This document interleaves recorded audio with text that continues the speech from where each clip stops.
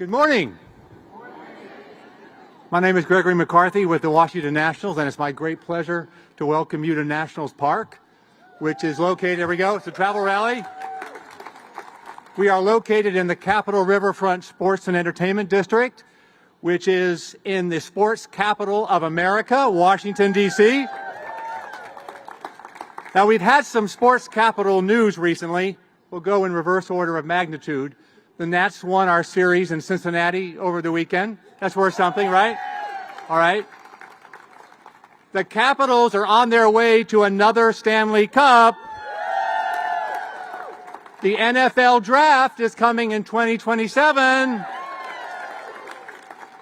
And we also had a plan announced last week to revitalize 177 acres at RFK into an exciting mixed-use plaza with housing, retail, public recreation, and entertainment, with a professional sports facility as an anchor. Now, I wonder, did the mayor have any inspiration for how a neighborhood could be jump-started, creating thousands of jobs and lots of tax revenue with a sports anchor? Are there any examples that come to mind of a neighborhood that's been rejuvenated by a sports facility? Well, look around, look at the buildings out there, look across the street at Audi Field, and the Capitol Riverfront is indeed what happens when cities invest really well in sports. Big projects like RFK are transformational. They're difficult, they require visionary leadership, and they require tenacity, and they require somebody who never gives up. And that person is Mayor Muriel Bowser. She had a couple of obstacles to overcome with that deal, right? The team name wasn't any good. It needed to be changed. The ownership group wasn't that great either. The federal government wouldn't give us the land. And she had to craft an investment package in tough budgetary times. But that's what visionary leaders do, and that's why we are here today. The Washington Nationals are very glad to host this travel rally. We're delighted to be part of the sports community here in D.C. and delighted to be a partner of Destination D.C. I've been affiliated with a lot of institutions in this city over my career. I don't think there's any institution that delivers more with quality people and more to show for its work than Destination D.C. So a shout out to its leader, Elliot Ferguson, my good friend. Thank you for all you do. And let's rally.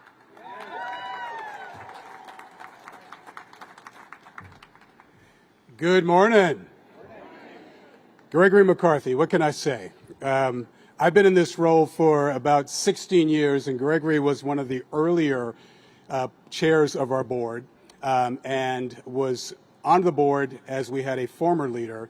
And as we formulated things that were important to us as an organization, it was Gregory that really got people to understand the importance of promoting a destination to bring individuals to Washington. I think sometimes the perception is, why do we need to promote Washington? Because people automatically will come. And yes, there will be people that will come to Washington, but shockingly, we have an image problem. And as we were sharing that message, it was Gregory and his understanding of what it takes to really promote a destination that really helped us to move to where we are. So as you give me accolades, I want to thank you for being one of the former chairs that really made a difference in terms of leadership with Destination DC. Thank you. So it's great to be at Nats Park, 17 years old, but looks about 2, which is good. And I remember moving here in 2001, what this neighborhood looked like. I think there was one resident and a whole bunch of other stuff. If you were out at 2 o'clock in the morning with Sean Townsend and I, then you know that it was a fun time and all the clubs were amazing. But this neighborhood has changed, as has so many neighborhoods have changed in Washington. Travel Rally for us is something we've done for over a dozen years in tandem with the U.S. Travel Association and their overwhelming recognition of travel throughout the United States. For us, it's really about, the perception is we don't see you do a lot in Washington. And yes, we do a lot in Washington. But as I tell people, if you want to see ads on Washington, D.C., you have to leave Washington, go to Philly, go to other cities to see exactly how we're positioning our city beyond the federal experience. Now, before I get too far, yes, I love monuments, memorials, and museums. But there are 2 D.C.s. They're the 534 delegates, not including Eleanor Holmes Norton, that are here in Washington that create laws and do things that are important to the government, to the city and to the U.S. but then there's the 700,000 plus of us that live here that really celebrate the destination as a whole. Our goal is, how do we continue to make a difference by visitation, those that are coming to Washington, spending money, so that folks like me and those of you that are here that live in Washington don't see additional taxes on our own, because why not allow other visitors coming into the city to spend that money and make a difference, right? Right. So sometimes it's about the numbers, and we're going to talk about the numbers today, but it's also about who's coming and how can we invest in additional visitors coming to the city. Now today, it's about visitation from a national perspective. And yes, we have more national visitors than we have international visitors. So today, I'm pleased to recognize the total number of international visitors that have come to Washington, D.C. So those of you who are in a seat, drum roll, please. There you go. We're pleased to announce that in Washington, D.C., we welcome 27.2 million visitors in 2024.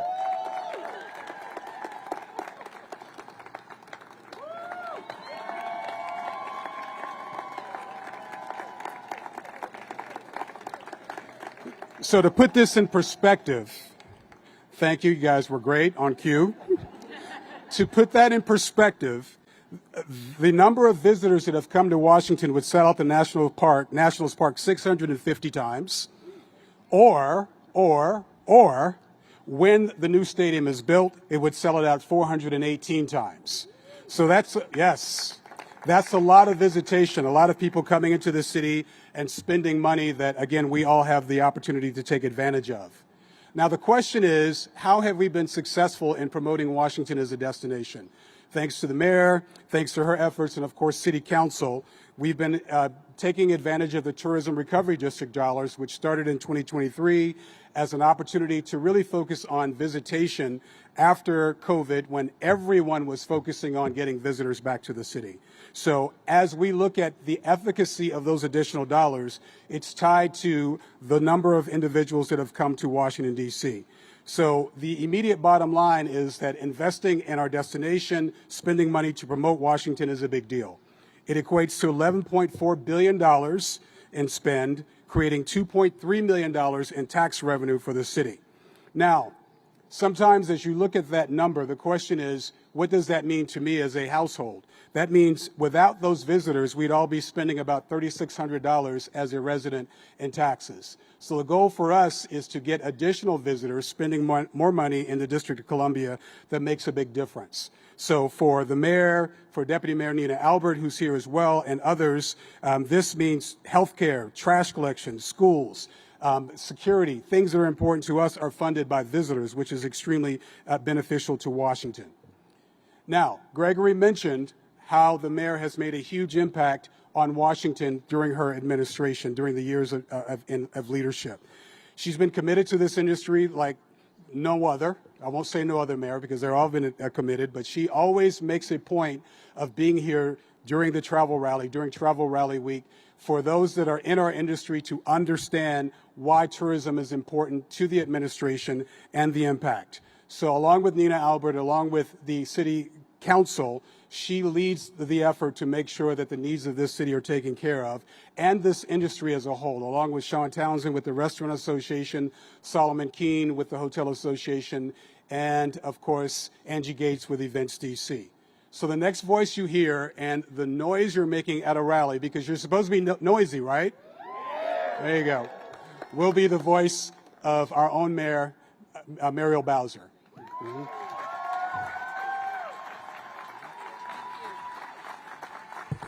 Well, hello, everybody. Hello, DC. Welcome to the sports capital. I am so pleased to be here, and I want to thank you, Elliot, for that introduction. I do try to be here not just for this great travel rally where we talk about our destination, our wonderful venues, all the festivals and activities, all of the workers in Washington, D.C. that are happy to meet and greet everybody and make sure you have a great time.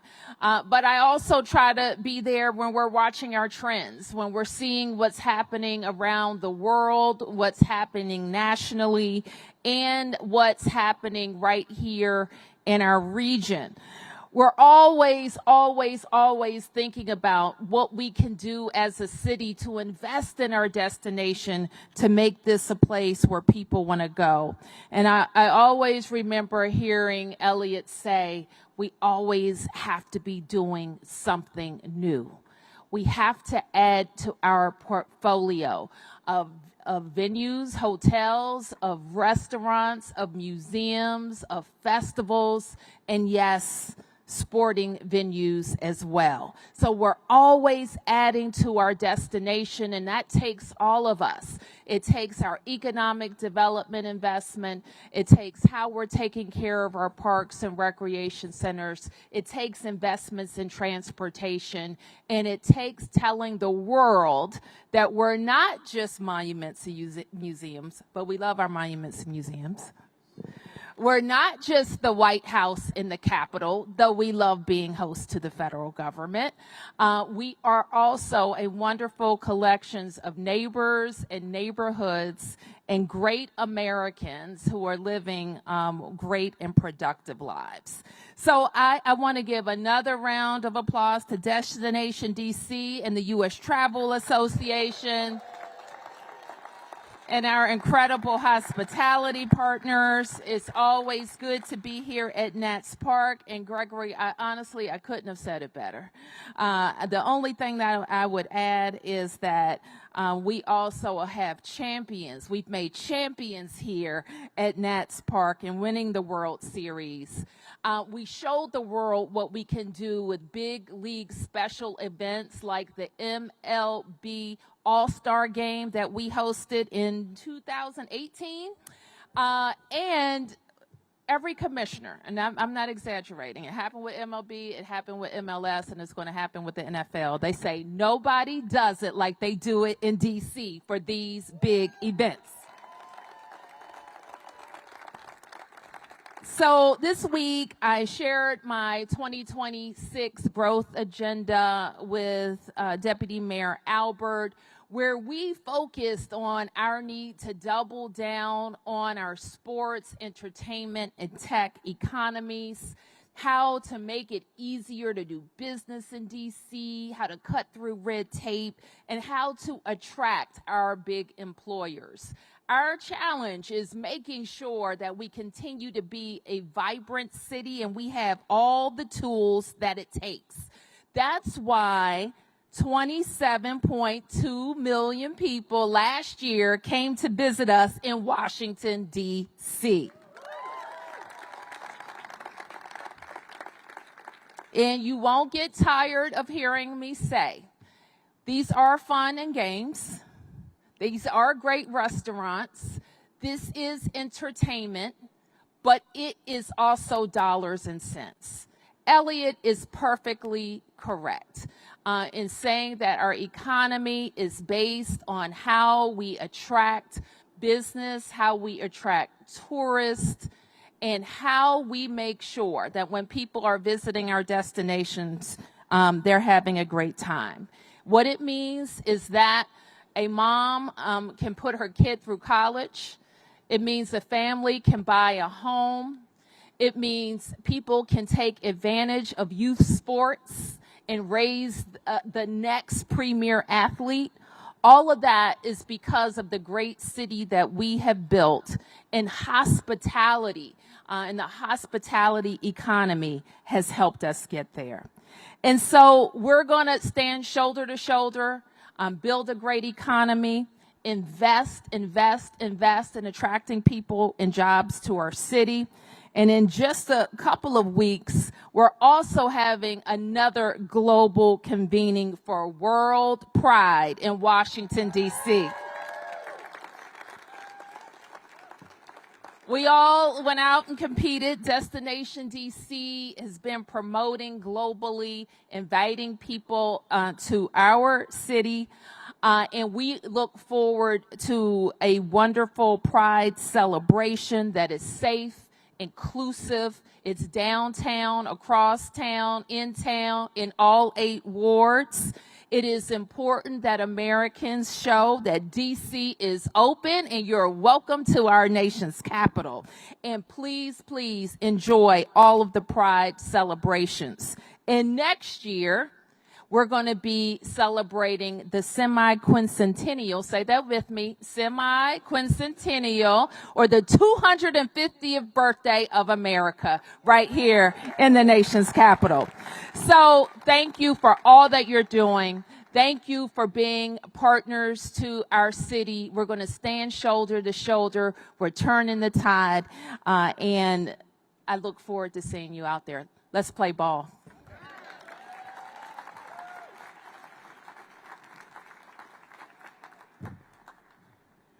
All right, the mayor said it best. Thank you, Mayor Bowser, again for your support. We love the economy where it is. We love the fact that as we're talking about this industry and the revenue that it's creating, it's also creating over 100,000 plus jobs. You see it on the big jumbotron behind me. That's not a number to sneeze at. That deserves a round of applause. So these are jobs at all levels. And sometimes I know that as Jeff Freeman with U.S. Travel deals with this message that, well, all hospitality jobs are low-paying or low-wage jobs, and we know that's not accurate. And I love the fact that this industry, as we're competing or as we're looking at other layers of the economy, creates so many jobs and continues to create the jobs thanks to more visitors, more conventions coming into the city, which is extremely important to us. Now, as we look at visitation, not all visitors are the same. Domestic growth in Washington has hit record levels, and a third of those that are coming are business travelers, which make up about 45% of the spend. And we're focusing more on business sectors, sectors that matter to the mayor, sectors that matter to the deputy mayor, and also international visitors. We talk about international visitors a lot. We love domestic visitors, and we have more than international visitors. They spend on average about $600. But international visitors spend well over $2,000 plus, which is extremely important to us. They stay longer and they spend more. And the momentum that we're making and creating is tied to additional visitation. The Tourism Recovery District dollars had a lot to do with that.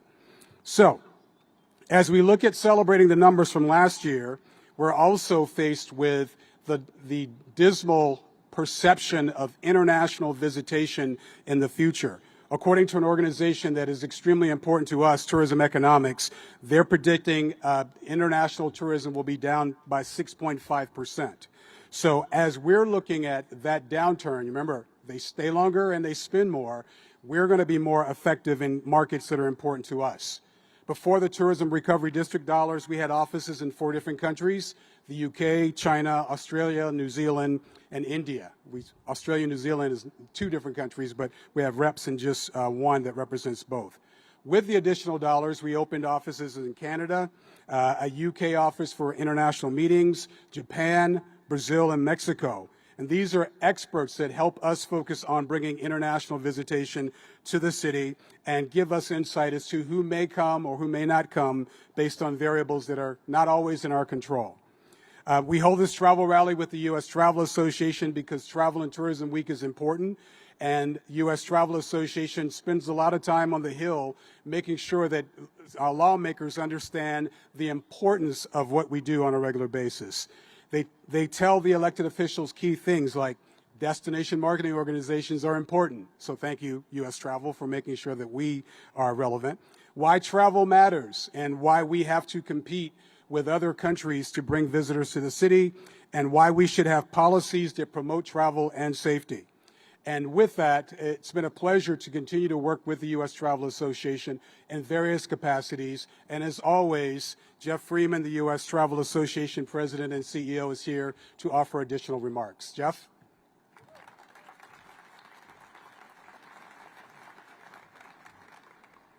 So I texted Elliot last night and I said, what should I wear today? And he said, dress like you're going to a ball game. That's what I'm doing. Guy looks a little stiff for a ball game, but I'm glad to be here. Thank you for having me. Thank you to Elliot. Thank you to Gregory, obviously to the mayor and her team. It's great to be with you. I don't need to tell this group just how important travel is. $2.9 trillion it delivers to the economy every year. $1.3 trillion in spending. 1 in 10 American jobs tied directly back to this industry. Elliot was talking a little bit about international travel. International travel to the United States generates $180 billion in spending each year. That is bigger than all of our agricultural exports, all of them combined. That's how important the travel industry is. And as we think about how we grow this industry, how we ensure this industry's success in the years ahead, we've got some great opportunities in front of us. Number one, all of us, all Americans, come out of the pandemic embracing travel more than they ever did before. We put experiences and memories ahead of goods. We want to travel. We want to be on the road. That's a great opportunity for our industry. The other great opportunity for our industry is the mega decade of events that are coming to the United States. The World Cup next year, America's 250th birthday, or some call it the semi-quincentennial. That was well done. I hadn't heard that before, and I don't know that I can say that right every time. America's 250th birthday, the Olympics coming to the United States, the Ryder Cup later this year. We have event after event after event that is going to generate travel if we do it right. If we take advantage of the situation, if we solve for some of our challenges. As Elliot suggested, right now there's a perception forming overseas that the U.S. isn't as welcoming as it once was. There's a perception forming that people might be detained or otherwise discouraged from coming here. I don't think this perception is accurate, but I know we've got a lot of work to do to shape a more favorable perception. We also have to address underlying policy problems. Visa wait times still 200, 300, 500 days long to get an interview to come to the United States. A customs process that is still awfully inefficient. There are things we can do and must do to improve these processes. And one thing that hits obviously very close to home that we've got to do to fix the travel experience is we've got to improve the air travel system here in the United States. We all saw firsthand what happens right here in Washington when we don't make the investments we need to make in our air traffic control system, when we don't take these issues as seriously as we need to take them. I'm pleased to see the administration lean into these air travel issues, be a partner in improving the air travel experience, something that all of us can celebrate and something that all of us can work with the administration to do. And I'm thrilled to have all of you as partners as we do that. No one organization, U.S. Travel, Destination DC, or any other, is going to drive the outcomes that we need. The travel industry needs to work together more closely than it's ever worked before. The travel industry has to champion what this industry is about. The travel industry has to paint the picture of what we can do when policymakers partner with us to grow the travel industry. Thank you for being our partners in doing that. Thank you for being here today, and thank you for celebrating what this industry is all about.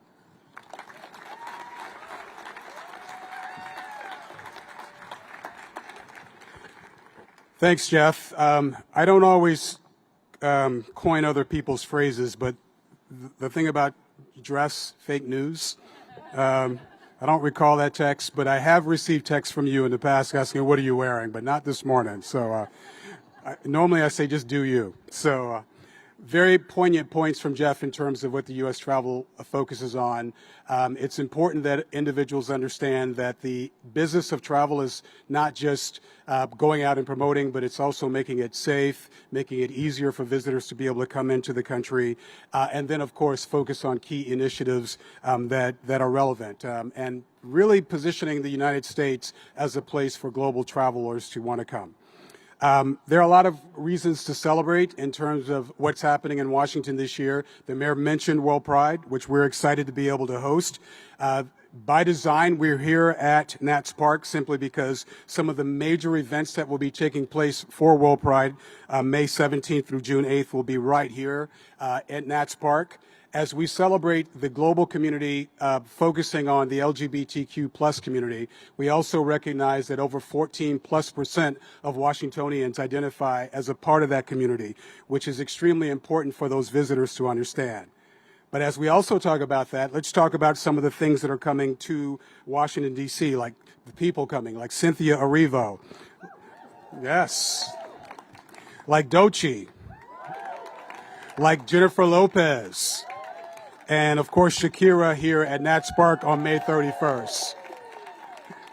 We also recognize that World Pride will be celebrating and focusing on key initiatives such as advocacy, health, sports, and so many different other things that are tied to celebrating the community. So we're looking forward to that, as we are also focusing on being the sports capital of the world. I won't have to tell you how important the NFL draft has been. Look at what it did for Detroit last year. Look at what it did for Wisconsin this year. And the economic impact will be huge in Washington in 2027. The return of the Commanders to Washington, D.C., I so look forward to that. Being able to enjoy a game in Washington, D.C. of our own team. Of course, we celebrate women's sports. The Caps being in the playoffs, the 20th anniversary of the Capitals, the Nationals being here back in Washington, D.C., and so many different things, including what's happening at the Capitol Riverfront. We work closely with all 12 business improvement districts, including the Capitol Riverfront Business Improvement District with Emeka Moname, who's on our board as well. So we love our neighborhoods. We sell more than just downtown. We also sell our neighborhoods. And it's part of our campaign, which is what? There's only one D.C. I love it when the mayor says it. I love it when Nina Albert says it. But equally as much, the fact that it resonates with locals and with the global community. Those of us who live, work, and thrive in Washington, D.C., the campaign really works for us. Every time we have a new campaign, I know there are going to be people that love it and then people that don't. But this one particularly resonates in a huge way with visitors coming to the city. One of the things in which we're proud of is the return of tax dollars that are associated with our marketing campaign, There's Only One D.C. For every dollar we spend on promoting Washington as a tourism destination, there's over a $2 return on investment that's associated with that advertising. In 2024, we spent nearly 3 times more on advertising because of the Tourism Recovery District dollars than we did in past years, which means, of course, more economic impact and a larger return on investment, which is important. We're excited about FIFA World Cup coming in June of this year. And, of course, we're celebrating Passport DC. I see Diana Mayhew. Congratulations on an amazing National Cherry Blossom Festival. So the thing I love about our city, monuments, memorials, museums, all the other things we have to offer, plus unique events like Passport DC, like the Cherry Blossom Festival, Smithsonian Folklife Festival, say that slowly, the Festival Summer Restaurant Week with the Restaurant Association, City Open, 8th Street Festival, DC Jazz Festival, and really the list goes on and on as reasons for folks to be able to invest and come to Washington. So as we conclude, because it's getting a little warm, and we want to thank you all for coming today to celebrate these numbers. We'd like to recognize the board of directors of Destination DC, including our board chair, Meade Atkinson, who's sitting in the front. Meade is the general manager of the new Royal Sonesta Hotel on Capitol Hill, and he, along with the other board members, if you have other board members, raise your hand. I saw Nancy Coity earlier. Thank you all for your support of our efforts. To Gregory McCarthy and the Nats, thank you all for hosting us this morning. Thanks for the great weather. Levy Restaurants, thanks for the snacks, of course. RCI for the sound system that's working really well. Thank you very much. Our extraordinary entertainment by DJ Cake Pop, who's in the back standing up. Thank you for the amazing music. You should see what the outfit that was chosen. It's pretty snazzy. Christie's Photographic Solutions for being here, Good Signs LLC, Screech and the Racing Presidents, who were here earlier. You'll see them here later today, probably twice. And last but not least, the Destination DC staff and our events team. Make some noise, Destination DC.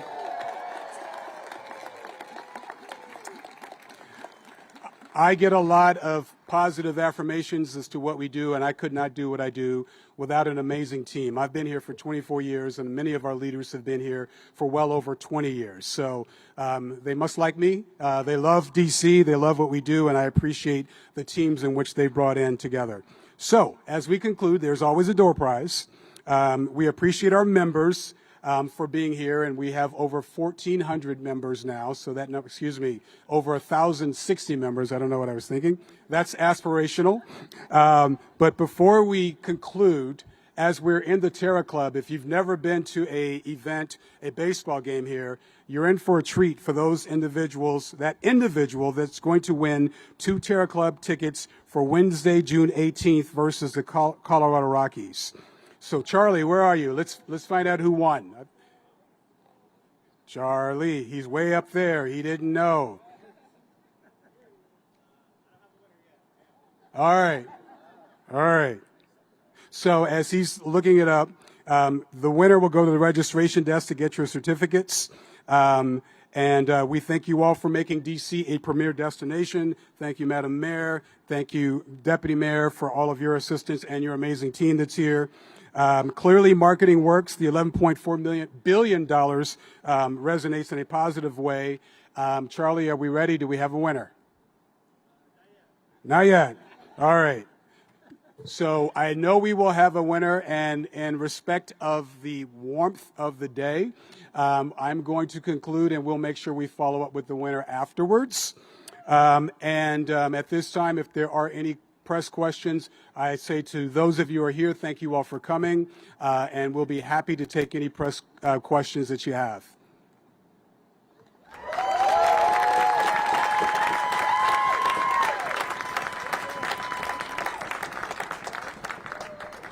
I know we have a couple of individual pressers after this, so you all are done. Thank you all for coming. Enjoy the rest of your day. We'll see you at the baseball park maybe twice today.